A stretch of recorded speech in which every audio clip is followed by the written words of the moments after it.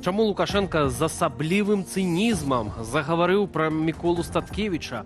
Каго дыктатар бачыць сваім пераемнікам?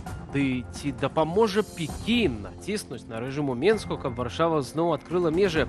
Пра гэта ды не толькі ў нашым выданні ў эфіры «Аб'ектыў» Віталь Бабін. Вітаю і запрашаю на галоўныя навіны гэтага чацвярга.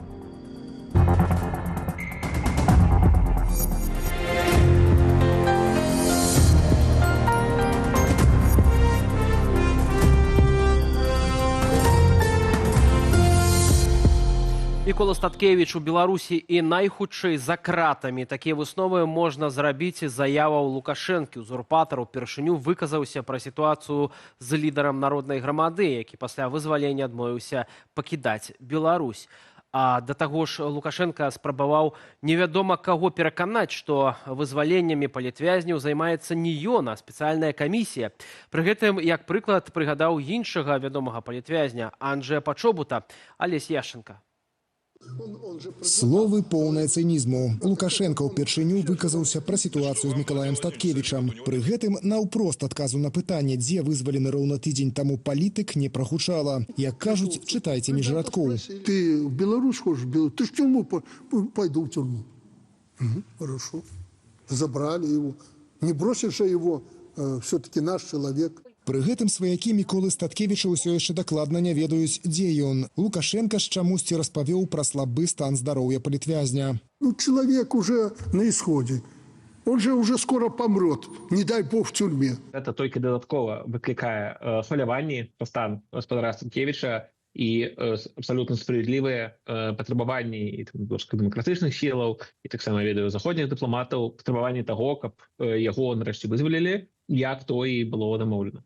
Але каго вызваляць, а каго не, вырашае, оказывается, не Лукашенко. Прынамсі, так кажа ён сам.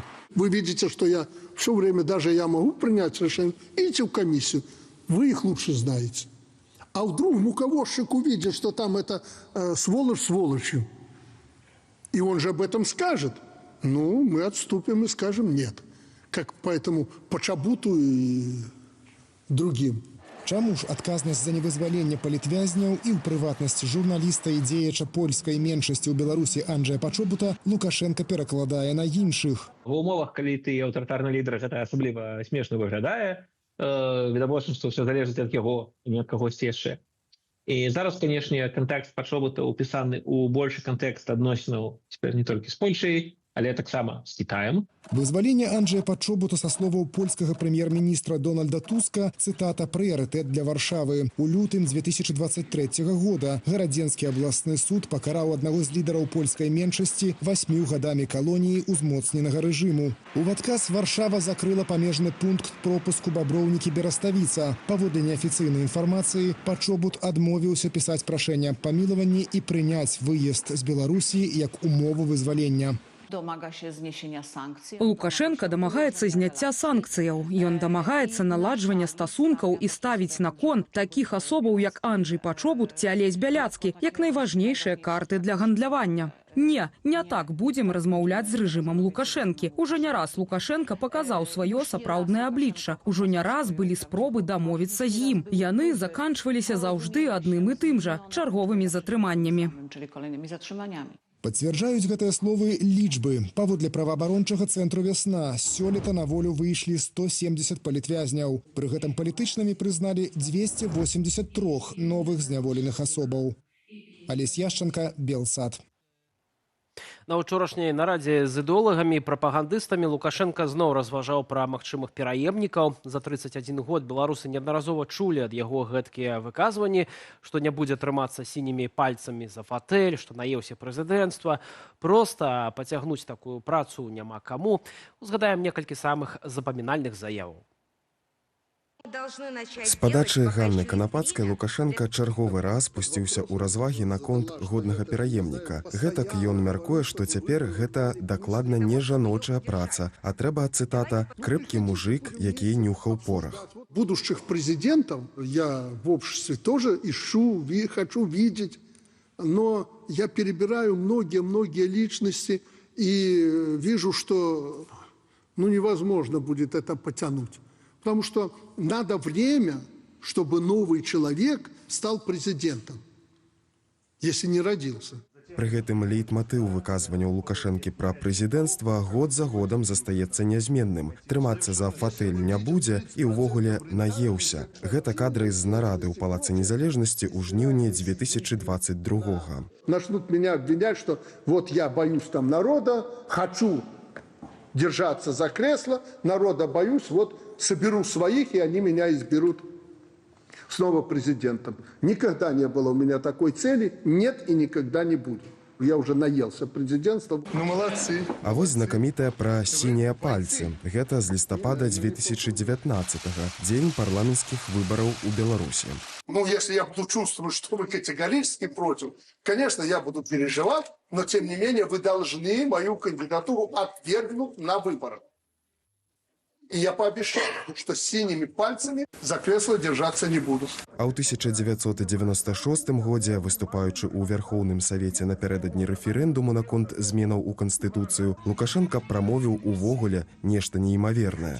Не волнуйтесь, пожалуйста, о сроках президентства Лукашенко. Лукашенко будет президентом 12 лет. Я уже об этом говорил. З таго выступу прайшло амаль 3 дзесяцігоддзі. Марыя Сысой, Даніил Шейка, Белсат.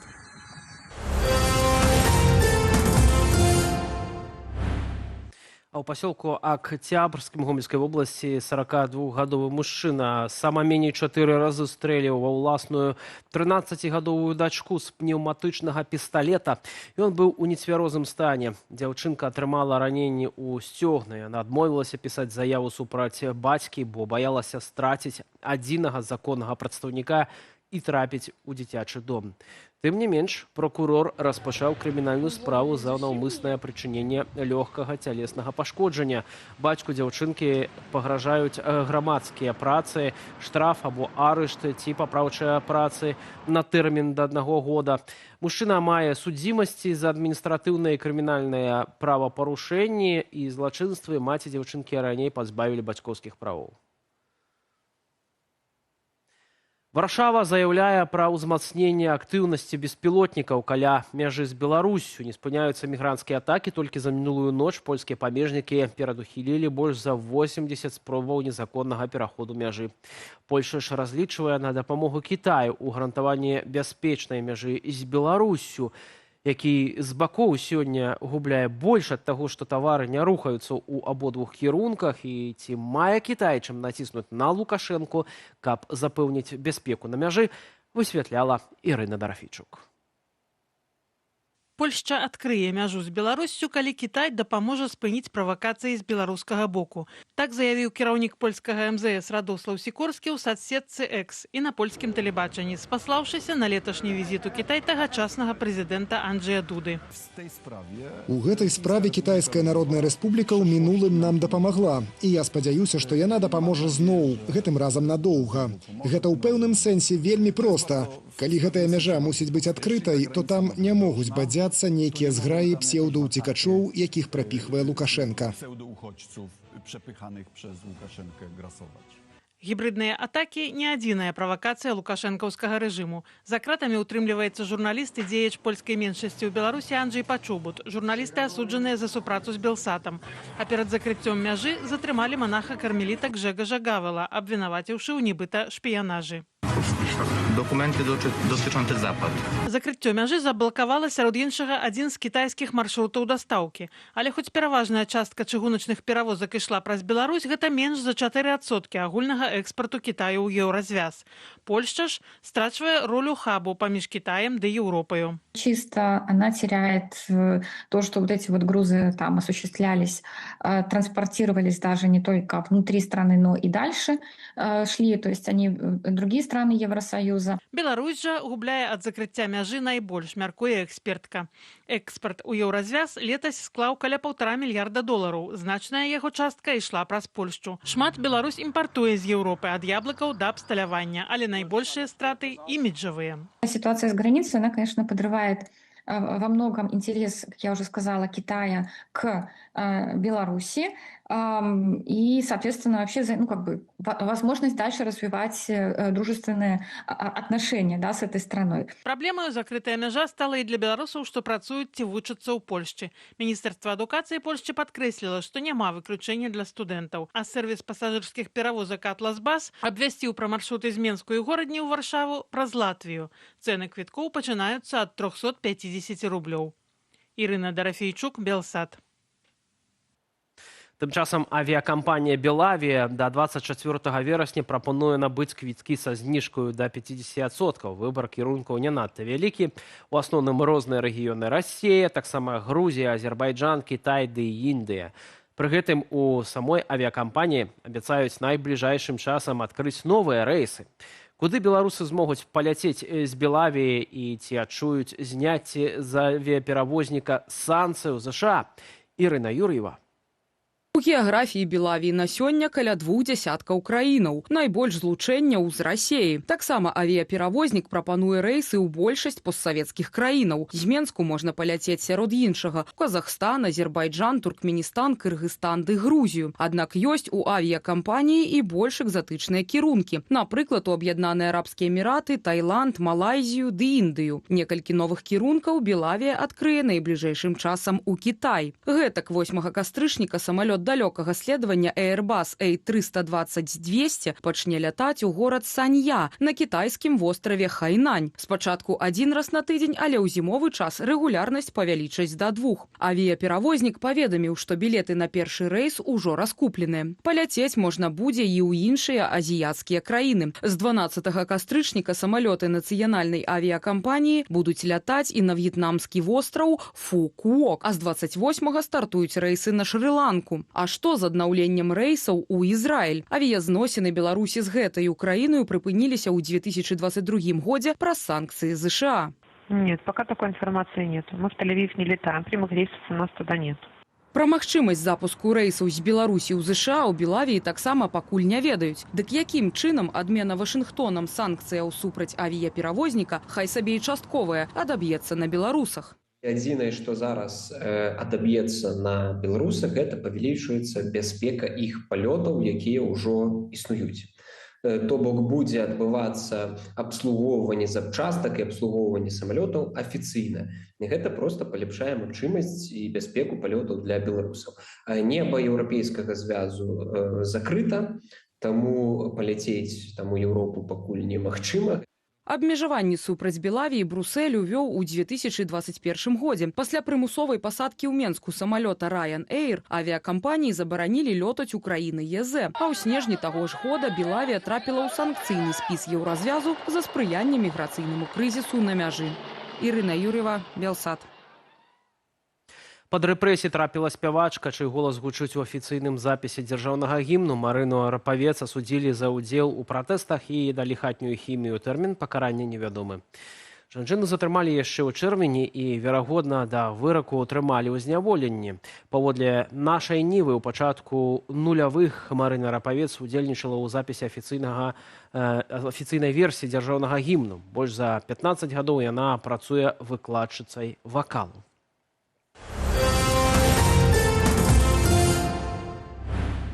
Без льготаў для спонсараў, але нібыта для падтрымання спорту Лукашенко падпісаў новы ўказ аб вылучэнні дапамогі спартовым арганізацыям. Адное з новаўвядзенняў у чэмпіянатах Беларусі па гульнявых відах спорту будуць плаціць прызавыя грошы камандам-удзельніцам.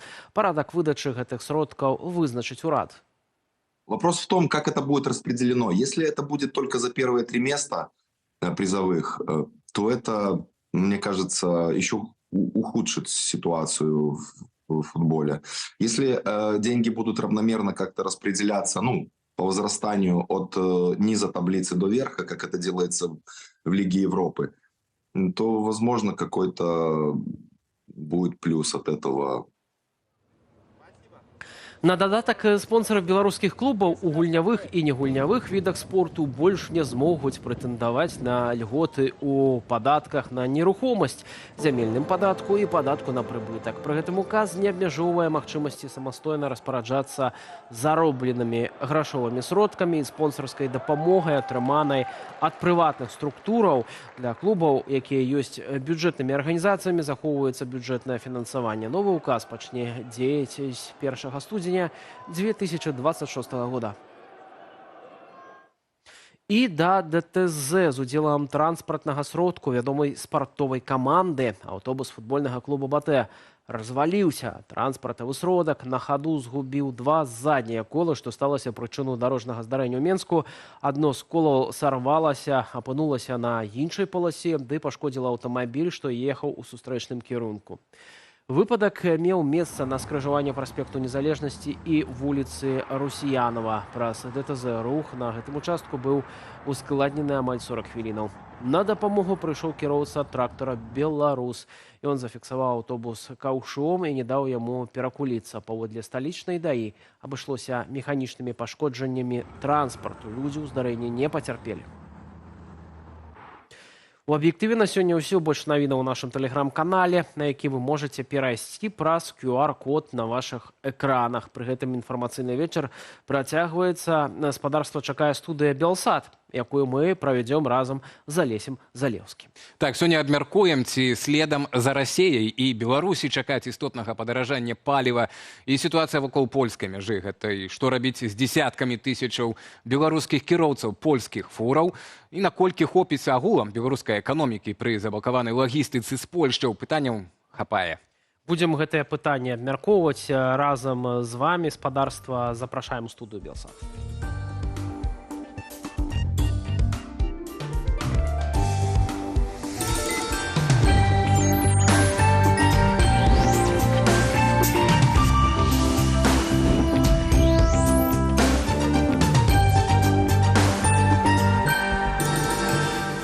Працягваем наш эфір. Студыя «Белсат», Алесь Залеўскі і Віталь Бабін. І сёння традыцыйна задаемся пытанням, а адказы таксама у нашым ананімным апытанні на YouTube-канале «Белсат Ньюс». Ці пойдзе Лукашенко на саступкі Польшчы пад ціскам Кітаю? Ну і адказы так, не, ці толькі калі пагодзіцца на тое Владзімір Пуцін. І ўжо палову нашых гледачоў, больш за палову, 53%, лічаць, што Кітай ўсё ж такі зможа націснуць на Александра Лукашэнку, і ён пойдзе на гэтыя саступкі в Варшаве.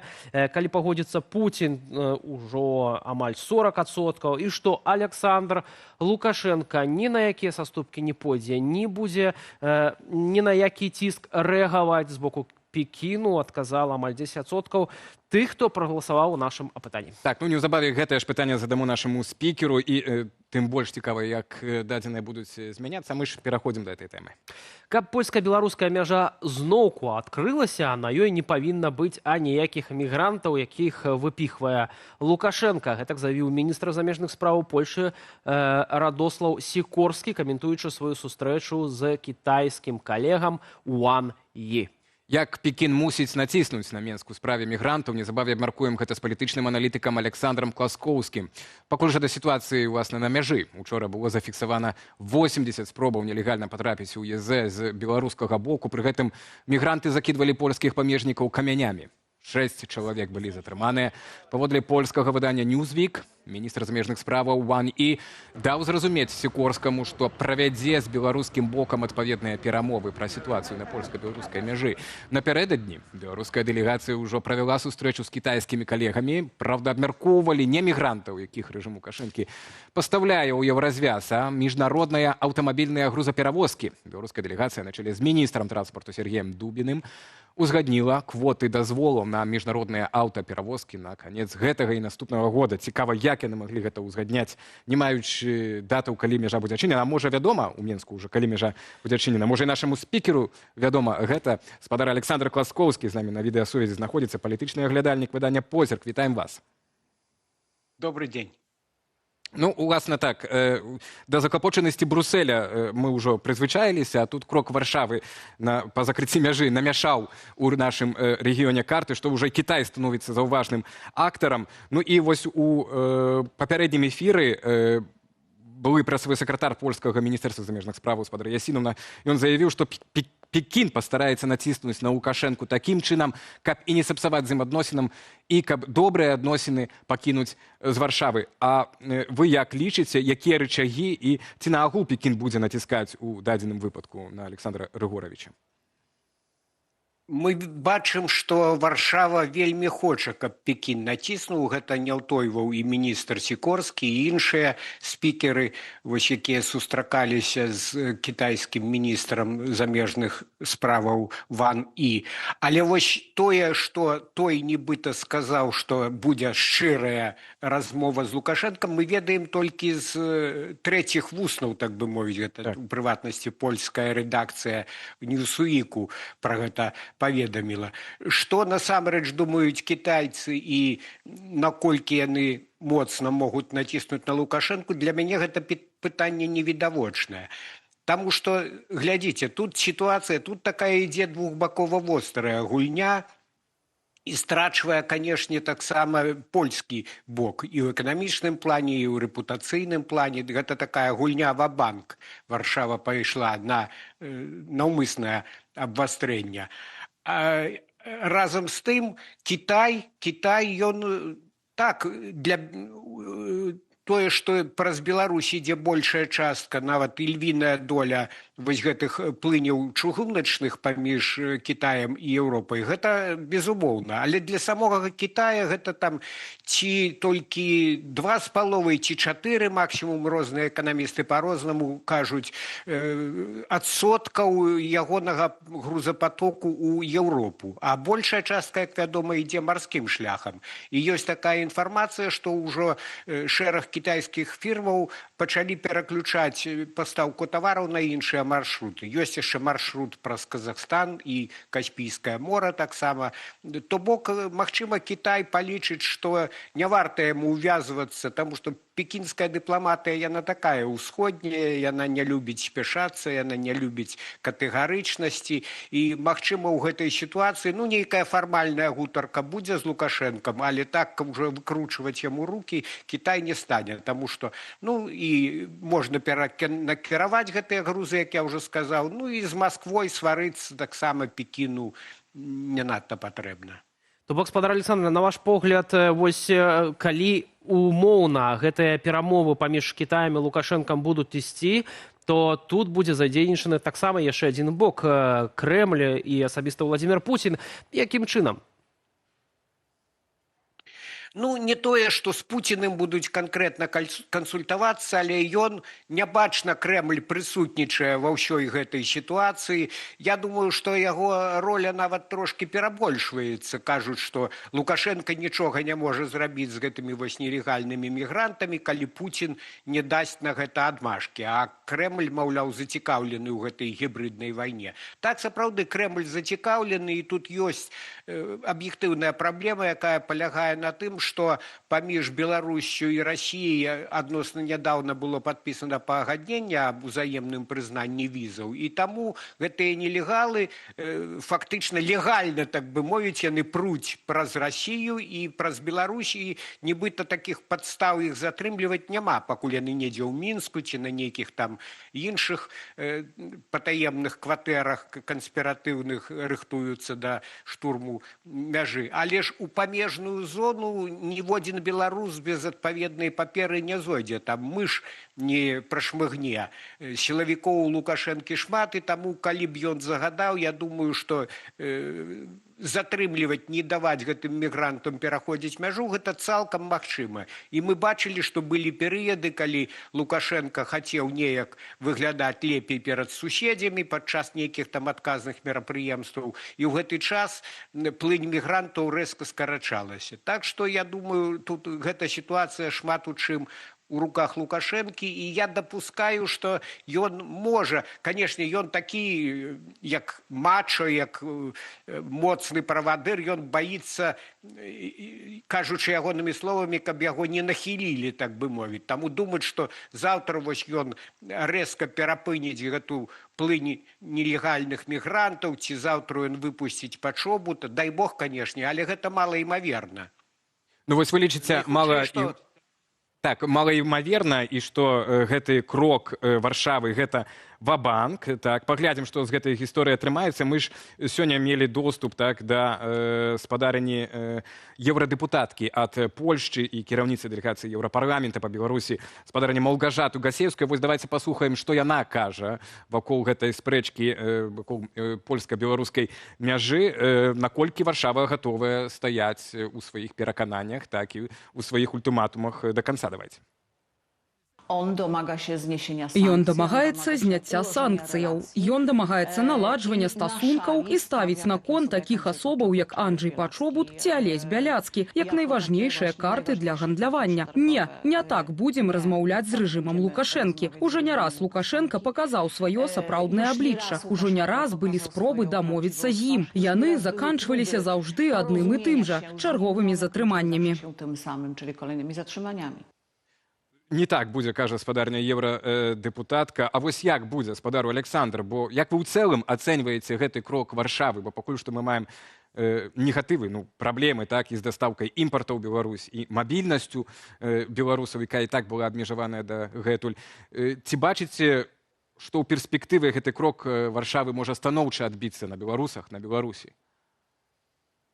Гэты крок, шчыра кажучы, выглядае супярэчліва. З аднаго боку можна зразумець палякаў, у якіх, як сказаў міністр Сікорскі, проста ўжо перапоўнілася чаша цярпення, таму што спіс прэтэнзій да беларускага рэжыму, да рэжыму Лукашэнкі, ён сапраўды вельмі вялікі. Тут можна згадаць не толькі турэмнае зняволенне Анджэя Пачобута, але і нядаўні вось гэты арышт польскага манаха, нібыта за шпіянаж, і ранейшыя такія нядобрыя справы беларускай улады і руйнаванне вось тых могілак салдат арміі краёвай, і польская справа, калі там цэлы шэраг людзей, этнічных палякаў, прадстаўнікоў польскай меншасці ў Беларусі былі затрыманыя, і закрыццё польскіх школ і гэтак далей. Так што тут рэестр вельмі вялікі, і натуральна, што рана ці позна Варшава павінна была пайсці на нейкія рашучыя крокі. Але з іншага боку, як я ўжо сказаў, тут цярпіць і эканамічны інтарэс самой Польшы і іншых краін еўразвязу, цярпіць рэпутацыя Польшчы, таму што яна мае пэўныя абавязкі перад тым жа Кітаем і перад сваімі заходнімі суседзямі. Ну і потым гэта ж ударыла па простых людзях. Я маю на ўвазе і пасажыраў, і тых кіроўцаў фураў, якія не могуць перасекчы мяжу, у тым ліку болей за 1000, здаецца, каля 1500 польскіх фураў на гэтым баку мяжы апынулася. Так што гульня такая, гэта двухбакова вострая. І тут няўдзячная вельмі рэч даваць нейкія прагнозы. Ну, у найгоршым выпадку, калі вось абодва бакі будуць зацята стаяць да апошняга, і Кітай надта не захоча ўмешвацца, гэта можа быць на нявызначана доўгі тэрмін. Але рызыкну зрабіць і болей аптымістычны прагноз, не выключаны варыянт, калі цягам некалькіх тыдняў або месяцаў усё ж такі будуць нейкія зрухі. Глядзіце ж, вось, што тычыцца, напрыклад, Пачобута, што тычыцца гэтага польскага манаха Гаула, то Лукашенко, канешне, можа ў сваёй манеры гэта зрабіць. Тут жа ідзе вялікі тренд перамоваў з амерыканцамі. І наколькі я ведаю, з такой інсайдерскай інфармацыі, Вашынгтон ставіць задачу да Новага года вызваліць усіх вось гэтых палітычных закладнікаў. Прычым Лукашенко і іншаземцаў у вялікай даволі колькасці выпускае. Таму ён можа гэта падаць як дыялог, шплён дыялогу з Амерыкай, а не як саступку палякам. што вось з гуманных меркаванняў, патлумачыць натуральна ягоная сакратарка Эйсман, правитель вырашыў памілаваць такіх і такіх людзей. Так што я дапускаю, што вось гэтыя персоны могуць быць выпушчаны. Лукашенко можа ў пэўнай ступені знізіць ціск мігрантаў на мяжу, тым болей, што ўжо наступае халодны сезон і проста заўжды і ў папярэднія гады зімой было меней гэтых мігрантаў, бо ім таксама холадна. Так што вось гэтыя крокі могуць быць зроблены і гэта прагноз адносна аптымістычны. Я думаю, што палякі, якія таксама, як я ўжо падкрэсліў, залежаць ад Кітая, яны могуць чыгуначнае менавіта злучэння аднавіць. А вось што тычыцца пасажырскага пераходу, то ён можа застацца зачыненым. І, канешне, гэта будзе тая сітуацыя, якая задаволіць Пекін, якая задаволіць Лукашэнку, бо пакуты людзей яму недарэчы. Ну і Варшава такім чынам пакажа, што яна не надта паддалася, а толькі часткова пайшла на нейкі кампраміс. Так што, на жаль, можа быць у перспектыве такая сітуацыя, калі вось абсалютна невінаватыя простыя грамадзяне будуць цярпець гэтыя пакуты і дабірацца там да Варшавы праз Літву і нават праз Латвію. Я чытаў сёння, што ўжо з Мінска пускаюць аўтобусныя маршруты на Варшаву праз Латвію. Вось. Ну а разам з тым Лукашенко ўвесь час падвышае стаўкі. Бачым пра тое, што акурат у гэтым кантэксце ён напярэдадні ўзгадаў імя Анджэя Пачобута і таксама казаў пра тое, што неабходна ў школах ледь там не прывіваць са школьнай скам'і нелюбоў да палякаў. І, спадар Александра, на ваш погляд, ці Варшава таксама не будзе цяпер яшчэ больш падвышаць стаўкі, што яшчэ можа зрабіць, каб зачапіць Лукашэнку? Ну, тут цяжка ўжо болей зрабіць. Я думаю, што для Варшавы гэта не ёсць нечаканасцю, таму што ёсць нейкі асабісты эмацыйны складнік у Лукашэнкі. Ну, можа таму, што ён падхоплівае расійскія наратывы, а у Расіі, у імперыі гэта спрадвечная нянавісць да палякаў, да каталіцызму, гэта для іх такія экзістэнцыйныя ворагі. Ну і Лукашенко за Пуціным паўтарае гэтыя наратывы. Плюс гэта і яму таксама выгадна, таму што вось гэтымі страшылкамі ён стварае атмасферу аточанай крэпасці. Ён жа неаднойчы ў прыватнасці казаў, што ў Варшаве спяць ды мараць вось палову Беларусі адабраць, што гэтыя ўсходнія крэсы яны хочуць зрабіць рэванш і далучыць да сябе гэтыя тэрыторыі. Хоць, як вядома, калі там нехта і кажа, то гэта ўжо зусім такія адвязаныя маргіналы, а палітычны істэблішмент не дапускае такой рыторыкі і такіх планаў тым болей.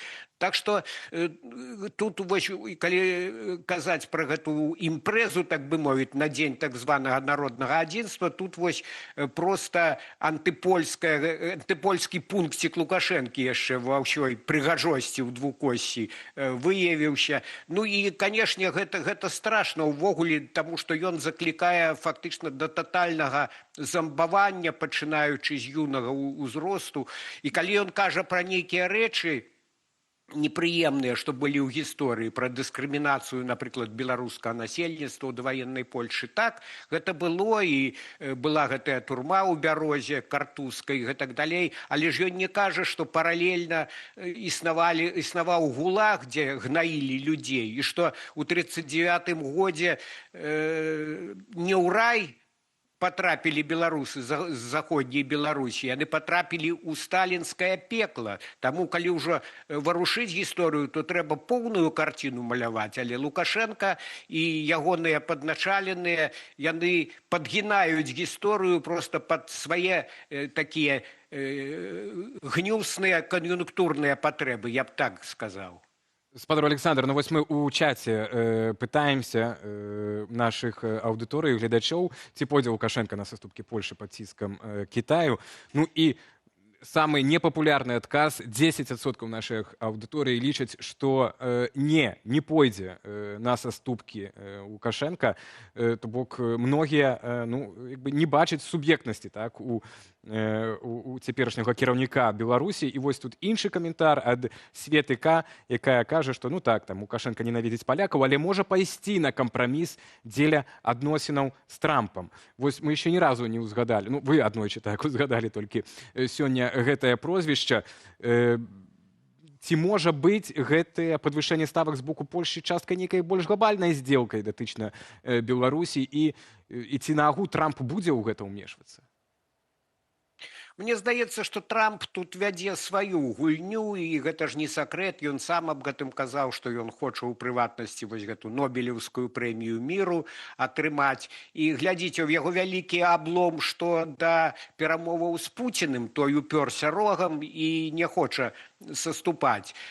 Таму я думаю, што ці сам ён, ці можа яму падказалі, але было вырашана, што лягчэй здабыць такую трыумфальную перамогу на беларускім кірунку, забамбіць тады твіт, што я вось вызваліў там 1300 палітзняволеных, калі ён вызваліць Алеся Беляцка, і той там напіша яму якую-небудзь рэкамендацыю ў Нобелеўскі камітэт, то, канешне, гэта аб'ектыўна падвысіць шансы Трампа. Таму я думаю, што тут ягонае эго працуе, а разбірацца, што там палякі з Лукашэнкам не падзялілі, наўрад ці.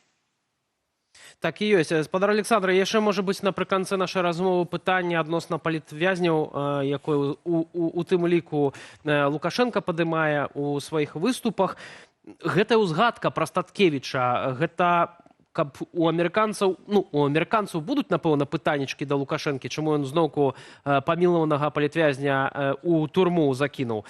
Ці ўсё ж такі гэта проста асабістая, эмацыйная нейкая такая рэакцыя ягоная? Сапраўды, Лукашенко цяпер апынуўся ў няпростай сітуацыі ў звязку з гэтым учынкам Статкевіча, таму што з аднаго боку вось тое, што ён яго, мяркуючы па ўсім, вярнуў у турму, ён так і ківокамі адказаў, але сэнс быў такі: мы яго забралі. Паколькі дома яго няма, жонка кажа, што дамоў ён не вяртаўся, то найхутчэй сапраўды і тая вось версія праўдзівая, што ён апынуўся зноў у гэтай калоніі ў Глыбокім. І гэта, канешне, кепска, гэта псуе ўсю гульню з Вашынгтонам, таму што вось гэты так званы гуманізм, хоць у яго ніхто не верыў, але здавалася, што Лукашенко там за запчасткі для свайго Боінга ўсё ж гатовы выпускаць палітвязняў. А Лукашенко яму, а Статкевіч, прабачце, яму ўсю гэту гульню паламаў. І тут пакінуць яго на волі, гэта значыць скарыцца, гэта значыць прызнаць сваю паразу, і потым гэта будзе прыклад для астатніх. За Статкевічам могуць і іншыя паставіць пытанне рубам, і тады з гледзяшча Лукашэнка ў Беларусі ўжо пачнецца поўны кавардак. Як гэта так? У дыктатуры ягоныя палітычныя апаненты што хочуць, тое і робяць. Тут адзін начальнік, і ўсе павінны падпарадкоўвацца. Таму з аднаго боку натуральна, што ён не можа яго пакінуць на волі, а з іншага боку амерыканцы, напэўна ж, ставяць гэтыя пытанні, таму што і Ціхановская да іх звярталася, і увогуле гэта нібыта такая эксцэс, які псуе гэты далейшы працэс. Але наколькі настойліва будзе тут Вашынгтон ціснуць, тут у мяне, на жаль, ёсць пэўныя сумневы. Таму што, магчыма, гэтыя вось канкрэтныя дыпламаты, якія працуюць на беларускім кірунку, гэта шчырыя людзі, яны ведаюць сітуацыю, але тут жа кіруе Трамп, а ён, мне здаецца, даволі далёкі ад гэтых вось пытанняў. Тут жа гаворка ўжо ідзе пра датрыманне правоў чалавека. Мне здаецца, што цяперашні амерыканскі прэзідэнт не выглядае вялікім прыхільнікам такіх каштоўнасцяў. Так ёсць.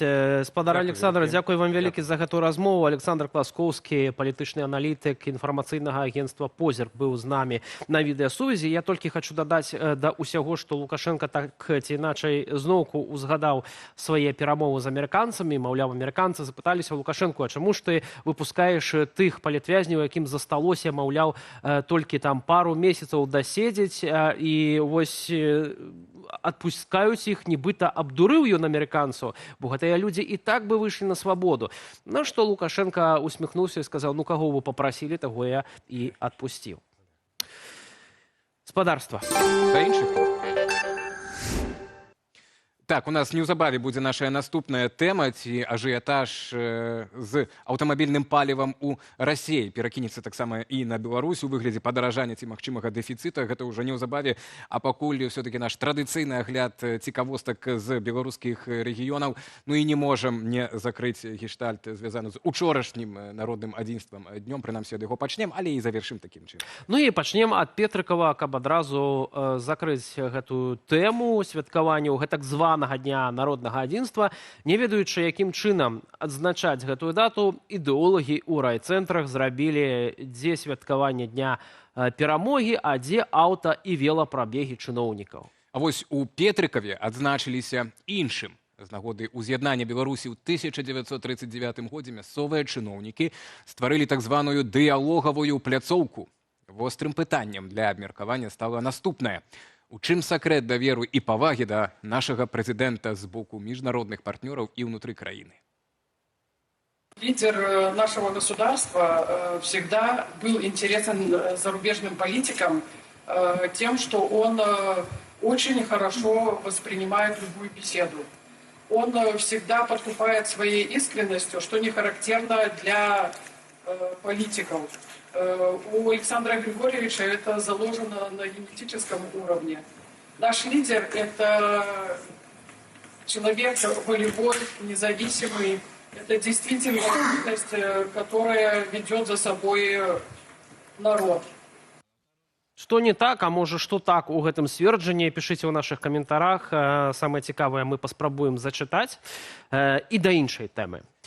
Менская міліцыя распачала правяранне паводле факту жорсткага абыходжання жывёлінай, а менавіта з аленем у менскім зоапарку. Некалькі наведнікаў цягнулі аленя за рогі і частавалі яго кока-колай. Па самай апошняй інфармацыі абодва мужчыны ўжо затрыманыя. Відэа, на якіх бачныя неадэкватныя дзеянні невядомых мужчынаў у дачыненні аленя, міліцыя знайшла падчас маніторынгу інтэрнэт-прасторы. Вось так это называецца.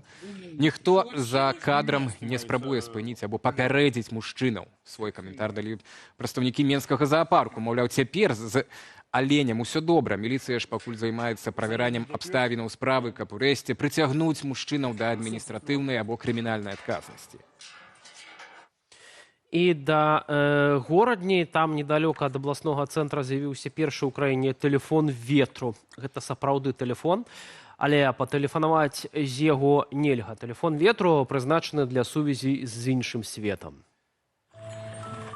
Дасказаць памерлым усё, што не паспелі сказаць пры жыцці, менавіта з такой мэтою выкарыстоўваецца тэлефон ветру. У Беларусі першы асобнік з'явіўся ў вёсцы Галынка пад Гародняй у садзе дома святога Пелегрына. Там усталявалі тэлефонную будку, у якой акрамя тэлефона ёсць крэсла, крыж і нататнік, каб можна было зручна і спакойна пасядзець у цішыні са сваімі думкамі. Паколькі гэта тэрыторыя лічыцца памежнай зонай, для яе наведвання неабходна мець пры сабе пашпарт альбо пасведчанне кіроўцы. Усіх ахвочых наведаць тэлефон ветру. Арганізатары-ініцыятары хоспіс «Цэнтр дапамогі жыццю» просяць паведаміць пра візіт загадзя. Зрабіць гэта можна праз тэлефон. Плюс паведамленнем проста ў інтэрнэце, калі знойдзеце. Так, гэты тэлефон зараз на вашых экранах і маніторах. Цікава, правда, закрыцці цяперашняй мяжы, праз гэты тэлефон можна будзе звязацца і з іншым польскім светам. Напрыклад, так. Ну і чарговы флагшток адкрылі ў Воршы. Яго вышыня больш за 50 метраў, а кошт больш за 1 700 000 рублёў. Флагшток у Воршы усталявалі на плошчы дзяржаўных сімвалаў.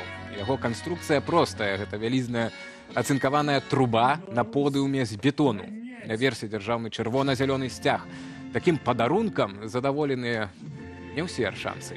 Некаторыя з іх у каментарах пад відэа пра адкрыццё флагштоку звяртаюць увагу на тое, што ў горадзе шмат важнейшых праблемаў у транспарце, медыцыне ды ў камунальнай сферы.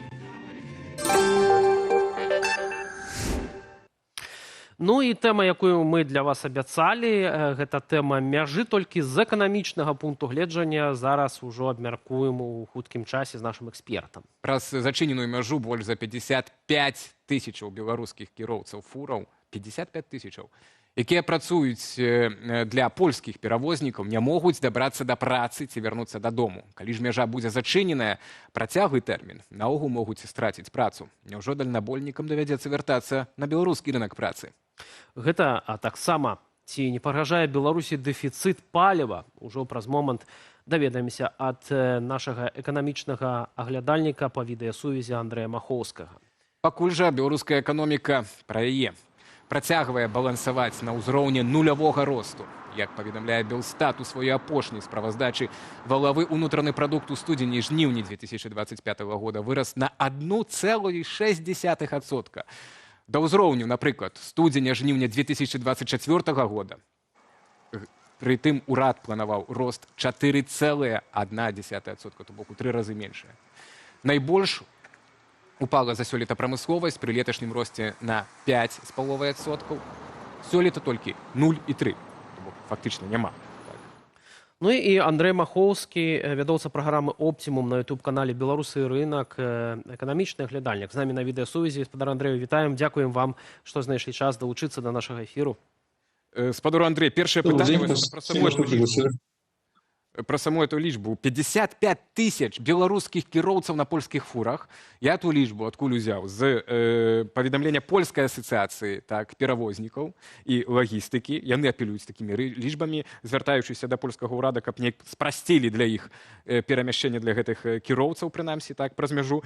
Ну і 55 тысяч, это прыблізна столькі было падлічана. Было, вось памятаеце, у Менску 2020 на плошчы Бангалор перад выбарчым мітынг Святланы Ціхановскай. Вот это столькі. Вот столькі кіроўцаў могло бы стаіць вот цяпер на мяжы, падвешаным стане, хто з беларускага боку, хто з польскага. Што ім цяпер рабіць, спадар Андрэй? І ці вы верыце гэтай лічбе вялікай, так? Вось што цяпер ім рабіць? Чакаць, пакуль разруліцца з мяжой, пакуль адкрыецца? Ніхто не ведае пра гэта, так? Ці шукаць іншыя краіны для працы? Ці вяртацца ў Беларусь? Бо у нас куча вакансіяў. Ну і пра эту зноў лічбу 55 тысяч мы ж разумеем, што яе можна на 2 смело множить, потому что в основном это кормильцы семьев у Беларуси. Да, ну смотрите, я не знаю, у меня нет оснований не верить, конечно, этой цифре, 55 тысяч, не вижу такого особо ничего невероятного в ней, потому что мы знаем, что еще огромное количество белорусских дальнобойщиков работает в Литве, да, и там тоже речь идет про, действительно, десятки тысяч человек. Что им делать, я так понимаю, вопрос на самом деле подразумевает... Откроется ли граница в обозримом будущем, наверное, да? Потому что я же не могу дать совет людям, что им делать, возвращаться, не возвращаться. Это каждый будет оценивать, вернее, оценка этого вопроса зависит от того, вот ожидаете вы, что граница откроется в ближайшем будущем или не ожидаете. Мое мнение, все пока идет к тому, что она в ближайшем будущем не откроется. То есть никаких признаков того, что... Любая из сторон, что Беларусь, что Польша, готова идти на какие-то уступки в этом вопросе, мы не видим. Вот мы вчера видели Лукашенко, мы вчера видели это грандиозное масштабное празднование советского вторжения в Польшу, да, это не очень дружественный жест, да, и слышали Лукашенко, который говорил, что Почобута он не отпустит, по крайней мере, давал понять, что он его не отпустит. Вот. С другой стороны, есть, опять же, позиция Польши, и мы тоже не можем, и я не думаю, что там какие-то мелкие уступки, да, со стороны Беларуси, там, выпустить Почобута и выпустить вот этого монаха, которого они, с вызывающей провокативно задержали, что вот этого Польши теперь будет достаточно. Но она слишком сильное оружие применила, и, наверное, она ждет каких-то больших результатов. Гэта вы кажаце так, цяпер пра Польшу. Калі казаць пра беларускую, пра Беларусь і эканоміку пры заблакаванай лагістыцы з Польшы, колькі хопіць эканомікі нашай у такой сітуацыі? Ці, я так разумею, гэта не нясе нейкіх наўпроставых стратаў закрыццё мяжы для беларускага бюджэта, а толькі пытанне у тым імпарце з Польшчы, так, калі мы кажам канкрэтна так пра грошы. Ну а імпарт жа можна замяніць на кітайскі ці айчынны. Смотрите, нет, во-первых, это, конечно, прямые потери принесет, прямые непосредственные потери бюджета принесет, потому что, есть таможенные пошлины, есть НДС, налоги, которые получает бюджет, то есть он их не получит. Белорусская экономика от этого не погибнет, я думаю, хотя Ну, нет, ну точно не погибнет, да. Вот. Хотя вот по последствиям, ну, наверное, это, в принципе, сравнимо с теми последствиями, которые мы имели после введения санкций на калийные удобрения, может быть, даже. Потому А что, это 5-6 ну, миллиардов, потому что, по-моему, смотрите, так? В что? год. Калийное угнаение это 5-6 миллиардов в год. Это шмат, так, по-моему? Смотрите, ну, смотрите, давайте вот мы как бы при всех санкциях, да, за прошлый год наша торговля с Евросоюзом, а это же речь идет не о том, что торговля с Польшей только затрудняется. Речь идет о том, что торговля с Евросоюзом, в принципе, вся затрудняется. Да? Так вот, за прошлый год наша торговля с Евросоюзом, это было 8,8 миллиарда долларов. В этом году она, конечно, стала меньше, ну, потому что были введены санкции дополнительные в конце прошлого года, но это все равно большие цифры. Это порядка 10% белорусского импорта мы получали из Евросоюза. То есть, когда вот власти там идут на эти африканские рынки, дальние дуги, то надо понимать, что это, ну, это такой, скорее, риторический прием. У нас, если брать по объему товарооборота, то Польша, это не Польша, Евросоюз, конечно, да, занимает второе место после России. Если брать по объемам белорусского экспорта, то Польша занимает, опять, Евросоюз, занимает третье место после России и Китая. То есть, ну, это очень большие, на самом деле, объемы товарооборота. И ну, как это еще ударит? Это ударит тем, что вот этот импорт, вот мы сейчас читаем уже, да, что доставка грузов из Польши, из Евросоюза, извините, в общем, из Польши, да, в Беларусь, она уже, ее цена уже выросла в 2-2,5 раза. Есть вариант через Турцию, но там люди тоже, видимо, пользуются моментом, поэтому там доставка грузов подорожала в 1,5 раза. Поэтому, ну что мы будем иметь? Если доставка грузов дорожает, то, естественно, цены растут. Соответственно, мы будем иметь дополнительный фактор, влияющий на белорусскую инфляцию и на цены. А вот что бы там ни говорили про наше все импортозамещение, белорусские товары, конечно, легендарного качества, но почему-то вот без европейских товаров мы не обходимся. Ну, то, Господи, как мы Польские будем выживать яблочки без польских яблок? Вот, я как раз и говорю, как мы будем выживать без польских яблок. Они же нас спасли от позорного дефицита. Якія ўжо цяпер 15 рублёў, а што будзе, калі мяжа застанецца зачыненай? Так. Спадар Андрею, что с бензином? Такая цікавая ситуация, что назирается рост палива у России, так, и ці гэта нейкім чынам таксама можа дабіцца на Беларусі, бо пакуль паліва ў Беларусі таксама даражэе, але не такімі хуткімі тэмпамі, як у нашай усходняй суседкі. Ну вось так, я тут дапоўню Віталя, што ў 1,5 разы выраслі кошты, так, прабачце, не ў 1,5 разы. У Расіі паліва вырасла на 7,2%, а ў Беларусі ў сярэднім на 6,7%. То бок у нас нейкія свае запасы ёсць. Ну, смотрите, мы же говорим, вот этот рост, который в Беларуси, вы, вероятно, говорите, с начала года рост, да? Так. Ну, с начала года это был рост именно в начале года. Он вообще никак не связан с российским каким-то дефицитом. Он связан с тем, что белорусская нефтепереработка стала убыточной. Там сложные причины, потому что там... Потому что у нас мало нафты. Потому что сократился разрыв между нефтью сорта Brent и нефтью сорта Urals, которые есть в России, потому что исчезли российские субсидии, которые получали белорусские НПЗ. То есть из-за этого заводы стали убыточными, а у нас же всегда так, когда они не могут зарабатывать на внешних рынках, они это компенсируют на внутреннем рынке за счет повышения цен. То есть это вот подорожание белорусского бензина – это вообще совсем другая история.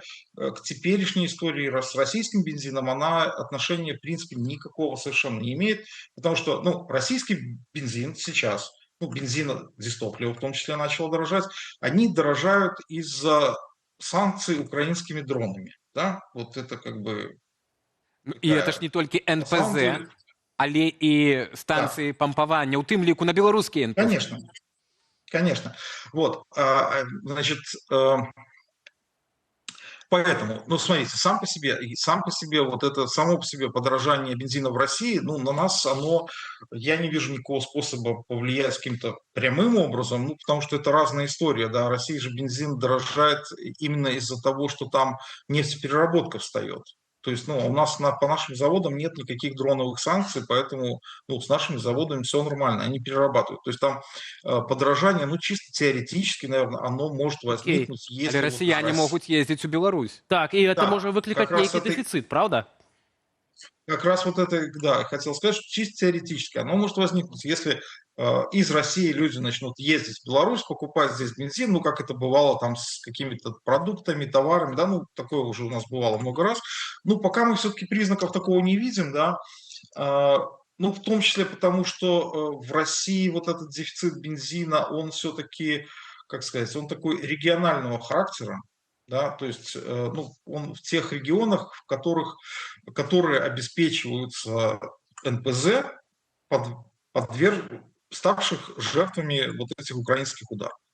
Вот. Регионы с Беларусью вроде как сильно не пострадали. Теоретически, да, это может быть. Из России начнут ездить за бензином, бензин, дорожать он не сможет, да, потому что у нас там, чтобы бензин, это же централизованное решение, да, там его цену поднимают никто как захочет. Да, может возникнуть проблема теоретически. Прямого такого влияния дефицита бензина в России на наш рынок, я пока не... Спадару Андрей. Зноўку будуць наши громадяне радоваться российским своим... А во-вторых, она... Спадар Андрей, знікаеце. І час уже у нас знікае. Дякую вам вялікі за гэты каментарый. Андрей Махоўскі, мы пачулі, пасыл быў пра паліва. Аглядальнік быў. Наўпроставай залежнасці ад ажыятажа паліва ў Расіі з Беларусю ён не назірае. А мы... Ідзем далей.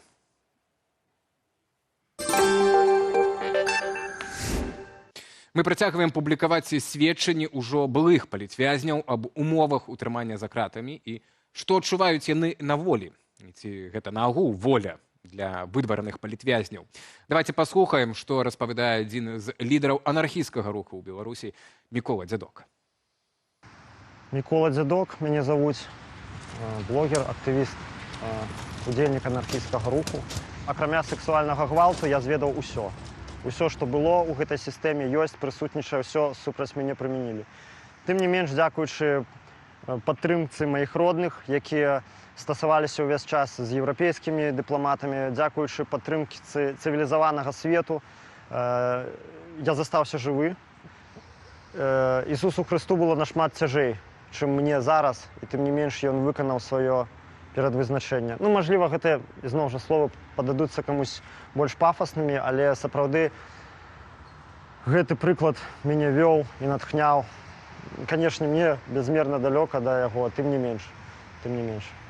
Я не скажу, што я прямо як твердалоба рухаўся ўперод і на ўсё наплеваць. Не, я рэфлексаваў, канешне, і думаў, што мажліва, што не так, сумняваўся, усякае было. Але колькі б у мяне не было такіх эпізодаў сумневу, кожны раз я прыходзіў да высновы, што ўсё я правільна рабіў. І 11 верасня кайданкі замкнулі за спіной і выкінулі на літоўскую мяжу, дзе нас ужо сустрэлі нармальныя людзі. Выкінулі з турмы, выкінулі не ў Беларусь, а ў замежную краіну. Хаця я ў гэтай замежнай краіне сябе адчуваю як дома, канешне, таму што я тут раней жыў, і ўсё ж такі гэта краіна цывілізаванага свету. Тым не менш, мяне выкінулі з мае радзімы. Таму першыя гадзіны я не адчуваў нічога, акрамя проста ашмурэння нейкага. Я в одиночной камере просидел 2,5 года приблизительно. Солнце-то видишь, но только через решетку.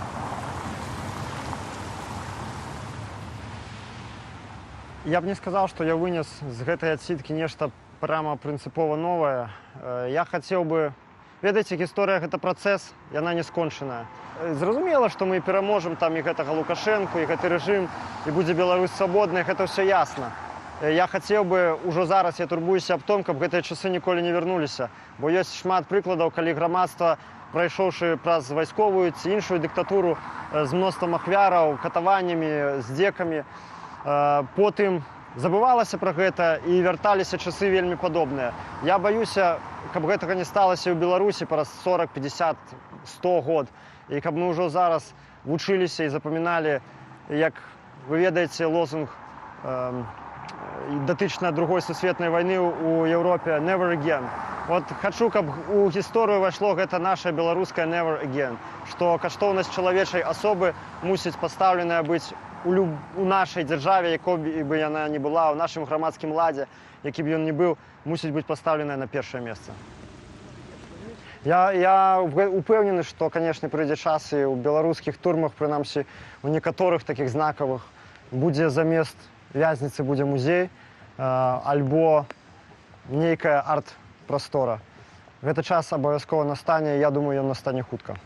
Я магу сказаць дакладна, чым я буду займацца, гэта працягваць казаць праўду, працягваць даводзіць свае думкі да людзей.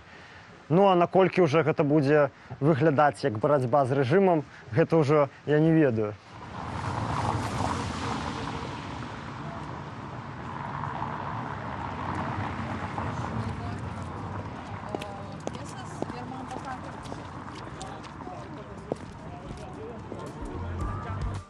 Гэта быў Мікола Дзядок, адважны беларус, які правёў у адзіночнай камеры 2,5 гады. Ну і самае галоўнае, хіба што я сказаў, так, для нас, і таму мы даем это напрыканцы нашай сённяшняй з вамі сустрэчы, што настане хутка, так кажа Мікола Дзядок. На гэтым ставім кропку. У студыі для вас працавалі мой калега Алесь Залеўскі, Віталь Бабін. Да наступных сустрэчаў, пакуль.